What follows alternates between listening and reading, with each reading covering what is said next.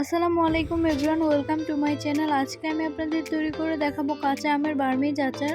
তাই এখানে পরিমাণ মতো আম নিয়েছি। এবার এগুলোকে ধুয়ে ছিলে স্লাইস করে কেটে নিব। এবার একটি মিক্সিং বোলে আমগুলো দিয়ে দিচ্ছি 1 কাপ চিনি, দিচ্ছি 1 টেবিল চামচ সিরকা। এবার এটাকে নেড়েচেড়ে মিশিয়ে নিচ্ছি। আমগুলোকে 1 ঘন্টার জন্য ঢেকে রেখে দিব। ঢাকনা দিয়ে 1 ঘন্টা রেখে দেওয়ার কারণে আমগুলো থেকে কিন্তু পানি উঠেছে। এবার চুলায় একটি প্যান বসিয়ে আমগুলো দিয়ে দিচ্ছি। এবার এটাকে নেড়েচেড়ে সিদ্ধ করে নিব। সিদ্ধ হয়ে গেলে দিয়ে দিচ্ছি হাফ চামচ মরিচের গুঁড়া। মরিচের গুঁড়োটা দিয়ে সবগুলোকে ভালোভাবে নেড়েচেড়ে মিশিয়ে নিচ্ছি। 5 ফোড়ন, ধনিয়া, জিরা, শুকনো মরিচ এগুলোকে মিলিয়ে দিয়ে দিচ্ছি 1 চামচ।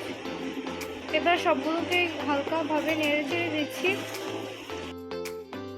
আচারগুলো হয়ে গেলে এবার এটাকে চুলা থেকে নামিয়ে ঠান্ডা করে পরিবেশন করছি।